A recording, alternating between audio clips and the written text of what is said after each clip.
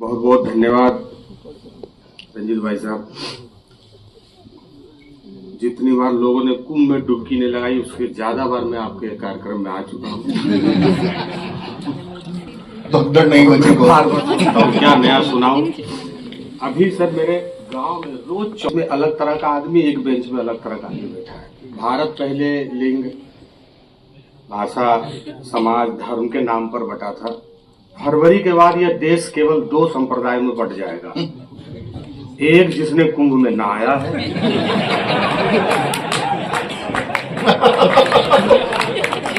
और एक जिसने कुंभ में नहीं नहाया है। यानी एक डुबकी संप्रदाय, नॉन डुबकी संप्रदाय। अच्छा, जब मैं पंडित आदमी में नहाया, मैं सोचा मैं इसी वाले बेंच में रहूं। में फंस मेरे गांव में मेरी क्रिएटिविटी देखिए, कैसे अध्यात्म से भी क्रिएटिविटी निकलता है। एक लड़का लिखवाया था मेरे गांव में मोटरसाइकिल पर, एक था पापी। मतलब अब वो नहीं रहा, नहाया है। आप लोग आदमी हमारे इतना स्लो पकड़िए तो हम लोग तो खत्म हो जाएंगे। कला को कोलाहल चाहिए, थोड़ा सा आप लोग जीवंत होइए। एक गीत सुनाता हूँ जहाँ से भाई साहब ने कहा, और मंच पर मेरे वो वटवृक्ष, मैं अक्सर कहता हूं कि हिंदी कविता के पास ऐसे वटवृक्ष नहीं बचे हैं जिसके नीचे, जिसकी छांव में कविता पले और आराम करे।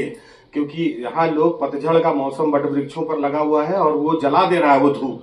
इसलिए बड़े ऐसे बुजुर्ग हमारे साथ हैं जिनके सामने खड़े होकर हम लोग पढ़ने की हिम्मत कर रहे हैं और सीख रहे हैं। हम लोग के लिए सौभाग्य की बात है। जैसे अदब को इस बात के लिए बधाई देनी चाहिए कि हम जैसे युवा, रामायण जैसे युवा, दान बहादुर सिंह जैसे लोग यहाँ पर खड़े हैं आपके सामने। एक गीत सुनाता हूँ, एक दौर।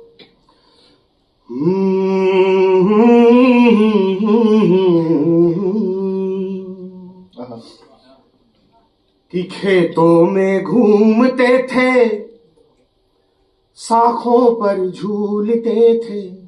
थोड़ा सा बाबू इसको बढ़ा देना, इस सुर, महिषासुर में थोड़ा करो इसको, थोड़ा सा हमको कान में रिवर्ब हो जाए तो मजा आएगा। कि खेतों में घूमते थे, शाखों पर झूलते थे, तुम क्या लूटोगे बाबू, मस्ती जो लूटते थे। कि बड़ा गजबे था ताना बाना, कि बड़ा गजबे था ताना बाना। अब तो लगता है देश वीराना है रे, अब तो लगता है देश वीराना। और देखिए वो दौर क्या था। ये जो लोग जो यहाँ बैठे हुए हैं, आप सबकी जड़ों में कहीं ना कहीं मिट्टियां लगी हुई हैं, इसी से आप जिंदा हैं। ऊपर तो अंबुजा सीमेंट कपार पर जमा हो ही गया है। तो वहां से कि सपने ऊंचाई पर थे, सोते चटाई पर थे। वो लोग आशुतोष सर बैठे हैं, जब ये यूपीएससी की तैयारी कर रहे होंगे तो सपने वही होंगे और जगह यही होगा, यही वास्तु रहा होगा। कि सपने ऊंचाई पर थे, सोते चटाई पर थे, आंखों में खड़ा हिमालय उसकी चढ़ाई पर थे। आंखों में खड़ा हिमालय उसकी चढ़ाई पर थे, और थक के सुनते थे रेडियो पे गाना, थक के सुनते थे रेडियो पे गाना। है रे अब तो लगता है देश वीराना, है रे अब तो लगता है देश वीराना।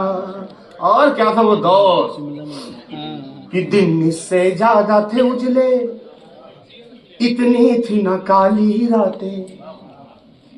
छत पर लेटे सुनते थे चांद की तारों से बातें। इससे ज्यादा थे उजले, इतनी थी न काली रातें। छत पर लेटे सुनते थे चांद की तारों से बातें, और टूटे तारों से मन्नतें मंगाना, टूटे तारों से मन्नतें मंगाना। हाय रे अब तो लगता है देश वीराना, है रे अब तो लगता है देश वीराना। बहुत बहुत धन्यवाद। क्या करूं? पढ़ो पढ़ो पढ़ो भैया। एक तो देश में समय खराब चल रहा है, समय का भी समय, और उस समय को क्रूरता से नियंत्रण करने वाला समय नियंता बैठा हुआ है। खैर मैं एक गीत और सुनाता हूँ, एक वही सुनाता हूँ, वही जो मदारी के खेल में हरदम सुनाता हूँ, रील वाला। एक गीत वही सुनाता हूँ। अरे चाचा जी कहते रील वाला सुना। देखिए एक इंस्टाग्राम की पीढ़ी और एक सेवाग्राम की पीढ़ी बैठी हुई है। लेकिन सेवाग्राम की पीढ़ी में भी हुसैन साहब आप जैसे लोग हैं, उसका रोमांच हमारी पीढ़ी क्या समझ पाएगी, हमारे बाद की पीढ़ी क्या समझ पाएगी, है ना। तो वो जो दौर था, मैं आपके दौर को समर्पित करता हूँ गीत। कि स्कूल की दीवारों पर जा दिल बनाने वाले लड़के,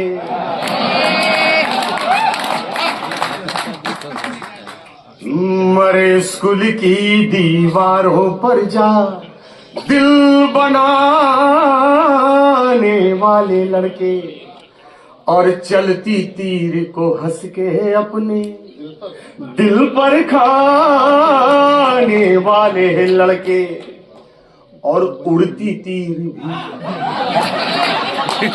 ढिठई, जिसको आजकल के लड़के स्वैग बोलते हैं, हमारा वो ढिठट था कि उड़ती तीर भी खुद पर लेके लड़ भिड़ जाने वाले लड़के, पर दिल टूटे तो हो, पर दिल टूटे तो बिस्तर पर ही झील बनाने वाले लड़के,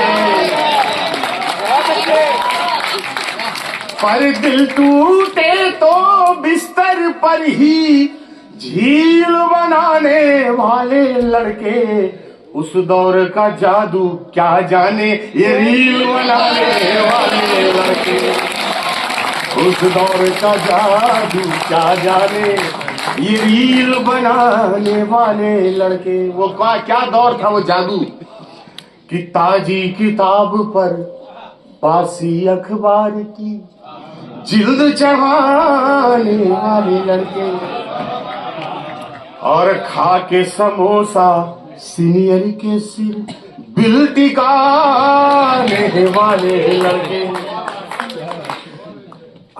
अरे मेहनत के पथ पर मिलो साइकिल चलाने वाले लड़के, और संघर्षों की ताप में तप तकदीर बनाने वाले लड़के, उस दौर का जादू क्या जाने ये रील बनाने वाले लड़के।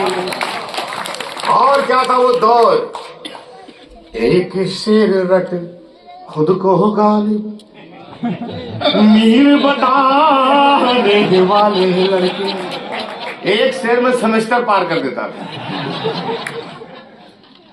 और बिन चावल बिन दूध बातों की खीर बनाने वाले लड़के, और पुलिया पे बैठे, देखिए मैं अक्सर कह रहा हूँ, चूंकि मेरा परिचय दिया है रंजीत भाई साहब ने, मैं पटना से आया हूँ। अब बिहार से आया हुआ आदमी पुल का इस्तेमाल तो कर नहीं सकता, जहां हर महीना एक पुल निकल जाए नदी में, वहां पुल पर खड़ा होकर कुछ नहीं करना चाहिए। इसलिए मैंने पुलिया लिया है सुरक्षा के लिहाज से। अच्छा, इसका ये मतलब नहीं कि हमारे यहाँ भ्रष्ट इंजीनियर है, नहीं नहीं, हमारा तो सीएम ही मुख्यमंत्री इंजीनियर है। हम चाहते हैं कि प्रकृति की शक्तियों में दुनिया का विश्वास बना रहे, इसीलिए कार्तिक में पुल बनाते हैं और अगले भादों तक बह जाता है, लगता है नदी में ताकत बचा हुआ है।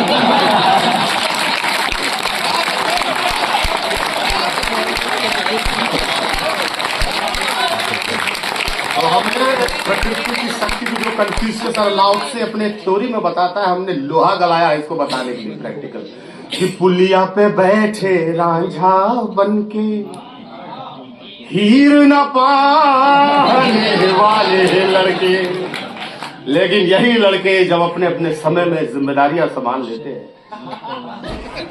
वो लड़के क्या होते हैं कि जब हक में उठे तो,